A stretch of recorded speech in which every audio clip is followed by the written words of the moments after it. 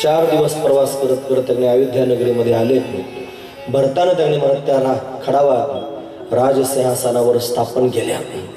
स्वतः राजा झाला नाही, माझ्या रामाचंच राज्य त्यांनी झालं पाहिजे म्हणून त्यांनी खडाव अशा पद्धतीने त्या राजसिंहासनावर स्थापन केल्या.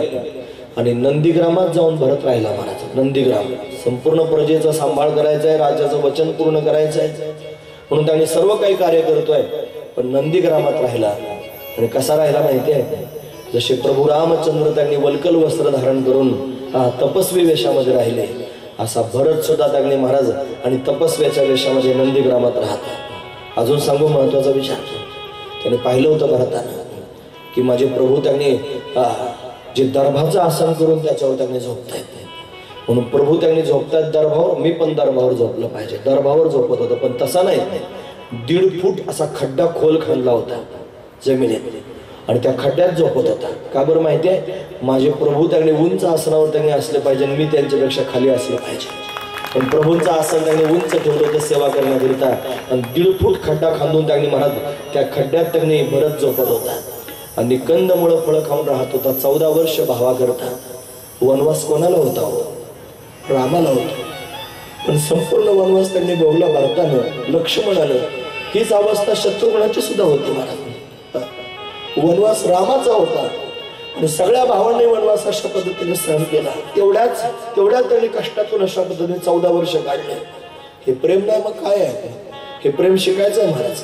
तुम्हाला जर भाऊ असतील ना घरामध्ये, खरंच प्रेम करावं, खरंच प्रेम करा. तो जर फार वाईट स्वभावाचा असला, तुम्हाला फार त्रास देत असला, तरी पण प्रेम असं शस्त्र आहे महाराज.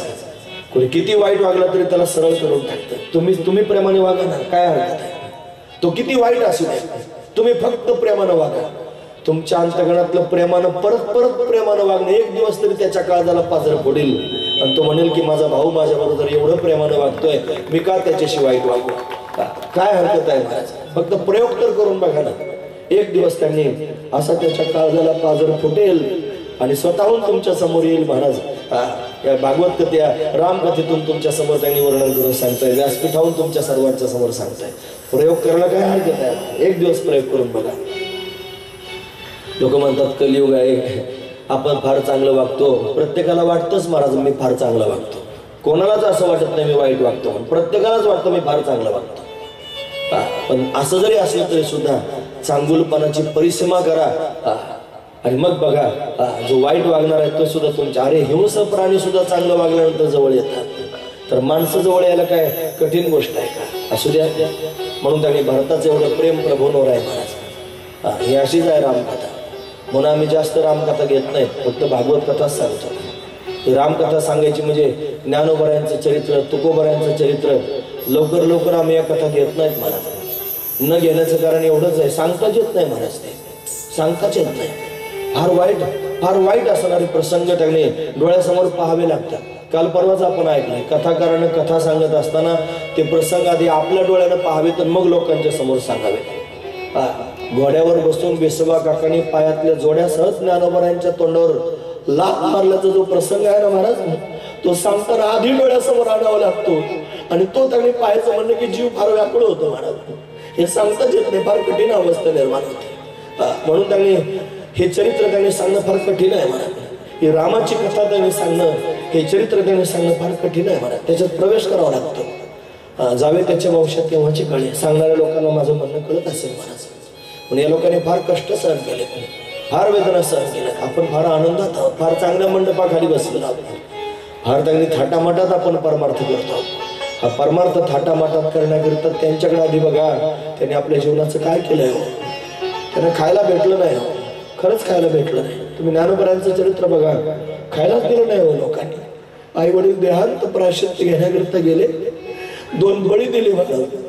एवढं वैभव आपण पाहतो, ही धर्म मंदिराची इमारत पाहतो, याच्याकरिता 2 बळी गेलेले आणि ते दुःख त्यानं सहन करावं लागलं म्हणून आपण एवढा आनंद सहन करतो आहोत. म्हणून हे माऊलींचं चरित्र, सोपान काका, निवृत्तीनाथ महाराज, मुक्ताई ऐकायला फार छान वाटतं महाराज. पण प्रत्यक्षात त्यांचं चरित्र पाहाल तर तुमच्या लक्षात येईल काय त्यांची अवस्था झाली असेल. अरे सणाला त्यांनी महाराज सगळे गोडधोड करून खात होते, लेकर फक्त पाहत होते. सहज त्यांनी सोपान काकाच्या मुखातून शब्द बाहेर पडले, आपले आई बाबा असते ना तर आपल्याला सुद्धा आज त्यांनी गोडधोड खायला मिळालं असतं नाही का?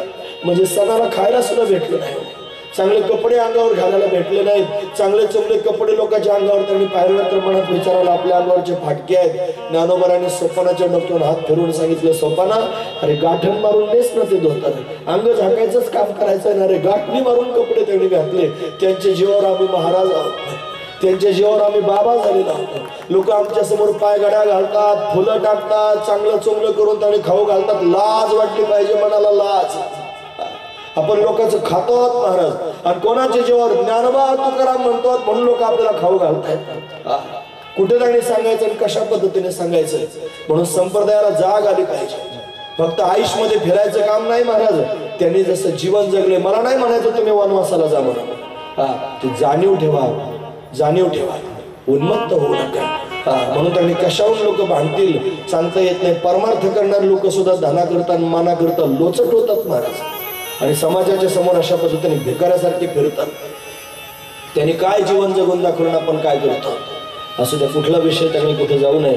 मला हे त्यांनी फक्त एवढंच सांगायचं. बघा ना, भरताचं केवढं प्रेम आहे महाराज, की त्या प्रेमास्तव त्यांनी महाराज केवढं कष्ट जीवनामध्ये सहन केले. कंदमुळं फळं खाऊन अशा पद्धतीने जीवन व्यतीत केलंय. हेच भरताचं जीवन आहे. असो, याच ठिकाणी त्यांनी अयोध्याकांड समाप्त होत आहे. आपण अरण्यकांडामध्ये त्यांनी पदार्पण करतो. अजून 5-10 मिनिटं मी तुमच्या समोर बोलणार आहे.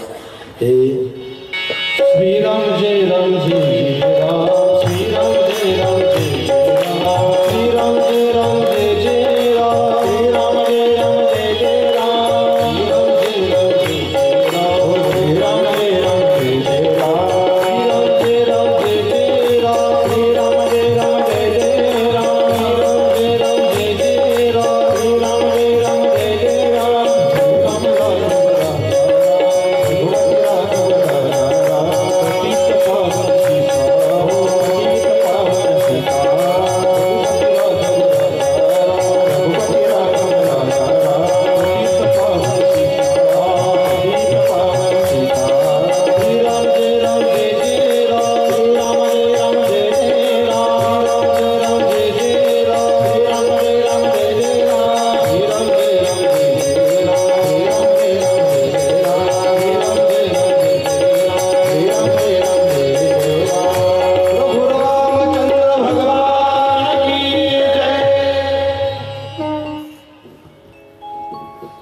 अयोध्याकांड समाप्त झालेलं आहे. यानंतर अरण्यकांडाला सुरुवात होते. अरण्यकांड जे सप्तकांड आहेत, हे सर्वचे सर्व कांड विशेषत्व आपल्याला देणार आहे. एका एका कांडातून दिव्य बोध प्राप्त करून घ्यायचा आहे. सोपान आहेत म्हणजे पायऱ्या आहेत महाराज, पण या पायऱ्यांनीच आपण त्यांनी प्रवास करत आहोत. म्हणून अरण्यकांडाला सुरुवात होते. रामप्रभूंचं वास्तव्य चित्रकूटावर आहे. चित्रकूटावर बऱ्याच काळापर्यंत त्यांनी प्रभू राहिले. भरत भेटण्याकरिता त्यांनी आला, निघून गेला. सर्व लोकांना त्यांनी प्रभूंची भेट भरताना घडून दिलेली आहे. प्रश्न असा उद्भवतो की चित्रकूट आणि अयोध्या फार दूर, जास्त अंतर नाही. 4 दिवस पायी चालून गेले मला, 4 दिवसाचा अंतर. एवढं जवळ असून अयोध्यावासी लोक पुन्हा प्रभूंना भेटण्याकरिता का आले नाही? जवळ होतं ना, भेटायला जाऊ शकत होते. एवढा विरह, एवढी व्याकुळता, एवढं सगळं त्यांनी वनातच राहत होते, जाऊ शकत होते भेटायला, पण गेले नाहीत. न जाण्याचं कारण कैकेयीनं वरदान असं मागितलं होतं की प्रभूंनी त्यांनी वनवासी वेशामध्ये राहायचं आहे. तापस वेश विशेष उदासी, तपस्व्याचा वेश धारण करायचा आणि विशेष उदासीन होऊन राहायचं. म्हणजे आपल्या कुटुंबापासून त्यांनी दूर राहायचं, कुटुंबाचा संपर्क होऊ द्यायचा नाही. म्हणून बघा ना, हे रामकथा आणि कृष्णकथा बरंच अंतर असं त्यांनी साम्य पाहायला मिळतं महाराज. साम्य. मथुरा आणि वृंदावन केवढं अंतर आहे? 14 किलोमीटरचं अंतर, एवढंच अंतर आहे. मग कधीच गेला नाही परत हा त्यांना भेटण्याकरिता. एवढे गोकुळ असे लोक त्यांनी व्याकुळ झाले, रडले त्याच्याकरिता. कासावी सांगणे हा परत कधीच गेला नाही. न जाण्याचं कारण काय असेल? त्याच्या मागं कारण आहे. त्याचं कारण एवढंच होतं की कंस मारला होता, आणि कंस हा जरासंधाचा त्यांनी अशा पद्धतीने जावई होता. म्हणून जरासंध त्यांनी रागावेल, आणि जरासंधाला जर कळालं की हे गोकुळवासी लोक माझे फार प्रेमाचे आहेत, तर त्यांना जगू द्यायचं नाही, त्यांच्यावर अत्याचार करेल. म्हणून भगवंतानं त्यांना स्पष्ट शब्दात सांगितलं, मला भेटायला यायचं नाही, मी तुम्हाला भेटायला येणार नाही. म्हणून एवढ्या जवळ असून सुद्धा भगवान तिथपर्यंत गेलं नाही. 14 वर्ष त्यांनी मथुरेत राहिला, भेटायला गेला नाही मला, त्यांना पण येऊ दिलं नाही. तसं भगवान 14 वर्षाचा वनवास आहे. या 14 वर्षाच्या वनवासामध्ये जवळजवळ 13 वर्षापर्यंत चित्रकूटात राहिले, एवढे वर्ष राहिले. पण एकदाही त्यांनी महाराज भेटायला कोणाला येऊ दिलं नाही. न येऊ देण्याचं कारण त्यांनी महाराज मर्यादा आहे, म्हणून मर्यादा पुरुषोत्तम असणार राम स्पष्ट शब्दात सांगितलं, भेटण्याकरिता यायचं नाही. उदासीन व्रताच्या वेळेत त्यांनी कुटुंबीय व्यक्तींना भेटायचं नाही, ते भेटणं योग्य नाही, म्हणून प्रभू भेटण्याकरिता गेले नाही. तिकडे कौशल्य प्रभूंची आठवण करते पुन्हा पुन्हा. कोणत्याही प्रसंगात त्यांनी देव आठवतो महाराज. तिनं त्यांनी महाराज सावळा असताना जल पाहिलं, देव डोळ्यासमोर उभा राहिला. देवाचे त्यांनी वस्त्र पाहिले, देवाची आठवण यायला लागली. देवाचे घोडे पाहिले रथाचे, त्या घोड्यांकडे पाहून पुन्हा पुन्हा रडते आहे महाराज. माझ्या रामाला त्यांनी महाराज हे घोडे फार प्रिय होते, अशी पुन्हा पुन्हा रडते, ती आईच आहे. इकडे प्रभू त्यांनी अरण्यामध्ये राहत असताना दिवेलीला करत आहेत. भगवती जानकी प्रभूंच्या त्यांनी बरोबर आहे, म्हणून त्यांनी महाराज तिच्यावर विशेष असणारं प्रेम भगवंताचं आहे. रोज भगवती स्थितीनं रामाकरिता त्यांनी फुलं जमा करून आणावेत, त्याची माळ तयार करावी, प्रभूंच्या गळ्यामध्ये अशा पद्धतीने घालावी. रामानं सुद्धा त्यांनी महाराज आज सीतेकरिता त्यांनी फुलं जमा करून आणले. त्या फुलांची अशा पद्धतीने त्यांनी वेणी केलेली आहे. ती स्वतःच्या हाताने अशा पद्धतीनं सीतेच्या केसांमध्ये गुंफत आहेत. प्रभू पण जानकीवर विशेष असणारं प्रेम करत आहेत. रामाकडून सीतेचा शृंगार हे सर्वचे सर्व आदर्श पती पत्नीचं लक्षण आहे. आदर्श पती पत्नी कसे असावेत त्याचं वर्णन अशा पद्धतीनं आपल्याला पाहायला मिळत आहे. इथं त्यांनी महाराज एक विशेष प्रसंग घडला, अरण्यकांडात त्याचं वर्णन आहे. इंद्राचा मुलगा जयंत आहे, जयंत. या जयंतानं ते पाहिलं की प्रभू वनात आलेले आहेत, जानकी अशा पद्धतीने त्यांच्या बरोबर आहे. जयंताच्या मनात शंका निर्माण झाली की हा तर सामान्य माणसासारखा वागतोय, याला ब्रह्म कसं म्हणावं, याला देव कसं म्हणावं. त्याच्या मनातला त्यांनी संशय आहे. रामाविषयी फार लोकांनी संशय घेतले. बघा ना, संशयाची श्रेणी आहे ना सगळे. म्हणून भरद्वाज मुनींच्या अंतकरणात संशय आला, सतीच्या मनात अंतकरणात संशय आला, असे अनेक लोक संशय घेतात. जयंताला संशय आला, याच्यात काय कौतुक आहे. म्हणून काहींचं चरित्र असं असतं महाराज की ते युगानुयुग जरी झाले तरी पण लोकांचे संशय जातच नाहीत. मग आता कलियुगात तरी रामावर कोणते लोक चांगले पद्धती, इथे कलियुगात पण संशय पाहायला मिळतातच ना महाराज. रामानं सेतू तयार केला, त्याच्यावर संशय. रामाला सामान्य मनुष्य समजतात, रामाच्या चरित्रावर केवढा तरी महाराज आघात करतात, काही पण बोलतात महाराज. सीतेला त्याने वनात नेऊन सोडलं, गर्भवती सीतेला वनात नेऊन सोडलं म्हणले, आणि तिला तिथं सोडलं. मग सीतेच्या चरित्रावर प्रश्नचिन्ह उभं केलं. तुला रावण घेऊन गेला होता, अमुक झालं. आणि राम नाही का त्याने वनामध्ये फिरला, आणि तो नाही का शबरीच्या आश्रमात गेला. लाज वाटायला पाहिजे आपण काय बोलतो त्याची. शबरी म्हणजे काय, प्रभूंनी शबरीचे बोरं खाल्ले, त्यावेळेला रामानं लिहिलेलं आहे, प्रभूंच्या मुखातून शब्द बाहेर पडले, माझ्या कौशल्य मातेच्या हाताने त्यांनी जे खात होतो तेच मला शबरीच्या हाताने खायला भेटलंय. शबरीला भेटून त्यांनी कौशल्याची आठवण करणारा राम आहे. आणि कर्मदरिद्री लोक त्यांनी महाराज शबरी बरोबर राम फिरत होता म्हणून सांगतात. लाज वाटत नाही सांगताना, आणि आपणही त्यांनी ऐकतो महाराज. लोक हसतात, टाळ्या वाजवतात त्यांनी महाराज. अशा पद्धतीनं ते प्रसंग लोकांच्या समोर सांगतात. हातात माईक आला की सांगायला सुरुवात करतात आणि काही सांगतात. रामाविषयी वाईट बोलतात, हनुमंताविषयी वाईट बोलतात, साधू संतांविषयी वाईट बोलतात. अरे आमचे देव आणि आमचे संत म्हणजे काय रस्त्यावर पडले आहेत वगैरे, कोणी यायचं लात मारायचं आणि ठोकरून जायचं का, कशा करता आम्ही का सहन करायचं. म्हणजे बोलणारा बोलतो त्याला बोलायचा अधिकार आहे, आणि आम्ही तू का बोलला म्हणून म्हणायचं पण आम्हाला अधिकार नाही काय. तुमच्या लक्षात येतं ना मी काय सांगतो. आपण म्हणायचं सुद्धा नाही काय, म्हणजे त्यांनी यायचं आणि तोंडात वाजवायचे, आणि आपण म्हणायचं सुद्धा नाही तू तोंडात का मारली म्हणून. कुठला न्याय आहे. पण आमच्या देवदेवतांच्या विरोधात कोणी बोलायचं नाही, आम्हाला ते मान्य आहे. आमच्या त्या भावना आहेत, आमच्या भावना दुखावल्या जातात. म्हणून त्यांनी देवांच्या विरोधात, संतांच्या विरोधात त्यांनी कोणी बोलायचं नाही. म्हणून त्यांनी राज्य सरकारने असा कायदा करून टाकावा की कोणाच्या भावना दुखावल्या जाऊ नये. पण आमच्या देवदेवतांच्या, संतांच्या, आमच्या सर्वचे सर्व जे वारकऱ्यांचे प्रघात आहेत याच्या विरोधात कोणी एक शब्दभर सुद्धा त्यांनी बोलायचं नाही. बोललं तर त्याच्यावर कारवाई केली जाईल. सगळ्यांनी त्यांनी हे लक्षात घेतलं पाहिजे. असा कायदा सरकारने करावा की आमच्या भावना दुखावल्या जातात, आमच्या रामाविषयी, आमच्या कृष्णाविषयी, आमच्या देवतांविषयी, आमच्या ज्ञानोबराय, तुकोबराय, संतांविषयी एक सुद्धा अपशब्द कोणी बोलायचं नाही. ते आम्हाला मान्य आहेत. आमच्या भावना तिथं दूर जडलेल्या आहेत. असा कायदा जोपर्यंत होत नाही तोपर्यंत शांत राहू नका. नाही तर स्वतःला हरिभक्तीपरायण म्हणून घेऊ नका, स्वतःला परमार्थिक म्हणून घेऊ नका. सगळ्यांनी एकजुटीनं त्यांनी तयार व्हा. आज तयार होण्याची वेळ आलेली आहे, गाफील राहाल तर मग मात्र उद्या देवाचं नाव सुद्धा तुमच्या तोंडात घ्यायची बंदी आणतील हे लोक. ते संतांची चरित्र त्यांनी संतांच्या जीवनात घडलेल्या घटना सुद्धा सांगायला प्रतिबंध आणतील. ते म्हणतील नाही एवढंच सांगितलं पाहिजे, असंच सांगितलं पाहिजे, याच्यापेक्षा जास्त सांगायचं नाही, हे सांगणं म्हणजे तुमची त्यांनी अंधश्रद्धा आहे असं म्हणतील महाराज हे लोक. म्हणून सावध झालं पाहिजे आज. तुम्हाला जर माझं पटत असलं तर बघा, मी त्यांनी महत्वाचा मुद्दा त्यांनी मांडतोय. गरज आहे महाराज हे बोलायची. मला त्याची भीती वाटत नाही, मरू द्या महाराज, एक दिवशी मरायचंच आहे. म्हणून देवाकरता जर मरायची बारी आली, संतांकरता मरायची, किती भाग्य महाराज, किती मोठं भाग्य होत आले. देवाकरता संतांकरता मरायची बारी आली तर किती चांगलं आहे. असू द्या. म्हणून इथं त्यांनी संशय रामाविषयीचा आहे की ब्रह्म कसं, असा संशय त्याच्या मनात आला आणि जयंतानं कावळ्याचं रूप धारण केलं. तो कावळ्याचं रूप धारण करून त्यांनी आला आणि सीतेच्या पायावर त्यानं चोच मारली महाराज. म्हणून ज्यांच्या ज्यांच्या मनात संशय आहे ना ते कावळेच आहेत महाराज. लक्षात ठेवा, हे कावळ्यासारखेच आहेत आणि फक्त चोचाच मारण्याकरता तयार आहेत. म्हणून तो जयंत त्यांनी महाराज आला आणि त्यानं चोच मारली सीतेच्या पायाला. प्रभू त्यांनी रागावलेले आहेत. म्हणून दुसऱ्याच्या जीवनामध्ये विक्षेप निर्माण करणारे ते कावळेच असतात. पण अशा पद्धतीनं सीता चरण चोच हानी भागा मुद मदगती करण कागा. पण कागा म्हणजे कावळा. हा कावळा त्यांनी मंद गतीचा आहे. तो त्यांनी अशा पद्धतीने येऊन त्यानं चोच सीतेच्या पायाला मारली. प्रभू त्यांनी रागावलेल्या सीतेच्या पायातून रक्तस्राव त्यांनी होऊ लागला. प्रभूंनी धनुष्याला त्यांनी बाण अशा पद्धतीने जोडला आणि अतिशय क्रोधानं त्यांनी मनात बाण सोडलेला आहे. कावळा आता स्वतःचा जीव वाचवण्याकरिता पळू लागला. रामाचा बाण त्यांनी मागे फिरतोय. रामबाण हा शब्द त्यांनी तुम्हाला सर्वांना माहिती. रामबाण एखादं औषध जर एखाद्या रोग्याला द्यायचं असलं तर त्याच्यावर लिहिलं जातं हे या रोगाकरता रामबाण औषध आहे. रामबाण औषध म्हणजे काही कामच केल्याशिवाय राहत नाही, मला त्याचं काम करतोच, हा महत्वाचा विचार आहे. असं रामबाण, रामाचा बाण त्यांनी निघाला.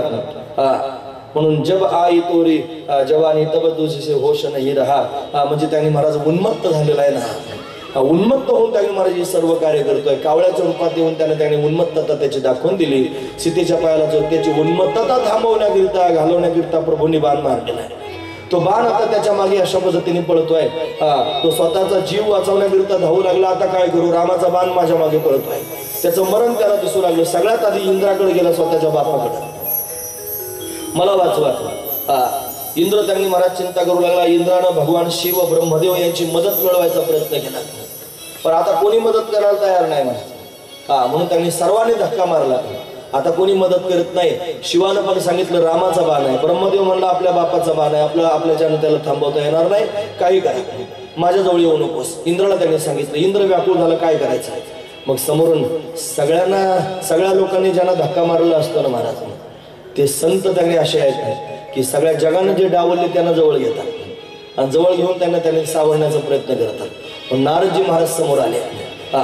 10:09 आले आणि आल्यानंतर त्यांनी महाराज नारदांना पाहून इंद्राला बरं वाटलं की हे मला काहीतरी उपाय सांगतील. पण नारद देखा विकल जयंता लगी दया कोमल चित संता. म्हणून जयंतानं नारदांच्या समोर विनंती करायला सुरुवात केली, मला वाचवा. नारदांनी सांगितलं की हे बघ, तुला प्रभूंचा स्वभाव माहित नाही. तू जरी अपराध केला असेल तरी सुद्धा त्यांनी महाराज प्रभूंना शरण जा, प्रभूंची शरणागती. नारदांना माहिती आहे की याने सीतेच्या पायाला चोच मारली, अपराध करून आलेला आहे. पण संतांचं हृदय नवनीतासारखं असतं. संत हृदय नवनीत समान, संत हृदय नवनीत समान.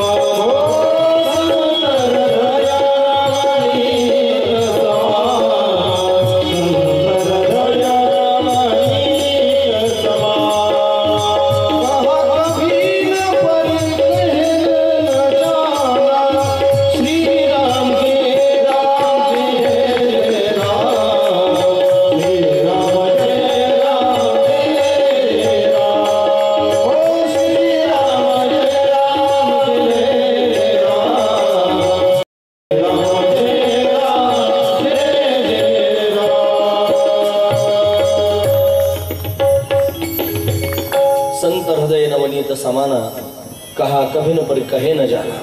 पण संतांचं हृदय नवनीतासारखं असतं, ज्याचं जीवन त्यांनी सत्पथावर चाललेलं आहे. सत आणि संत काय फरक आहे? एक अनुस्वार फक्त. सतावर अनुस्वार दिला की संत होतो. पण ज्याचं जीवन त्यांनी सत्पथावर चाललेलं आहे तोच खऱ्या अर्थानं संत होऊ शकतो. महत्वाची गोष्ट आहे म्हणत. म्हणून सत्याचं आचरण, पवित्र जीवन आणि रामाची भक्ती ज्याच्या अंतःकरणात आहे, हाच अनुस्वार आहे महाराज. हाच ज्याच्या जीवनात आहे तो खऱ्या अर्थानं संत आहे. नारदजी महाराज संत आहेत. संतांची शरणागती केली.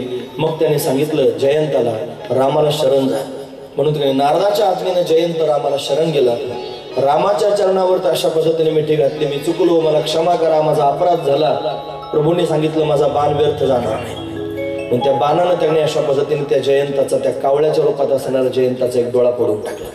म्हणजे रामबाण त्यांनी व्यर्थ गेला नाही, तो रामबाणच आहे.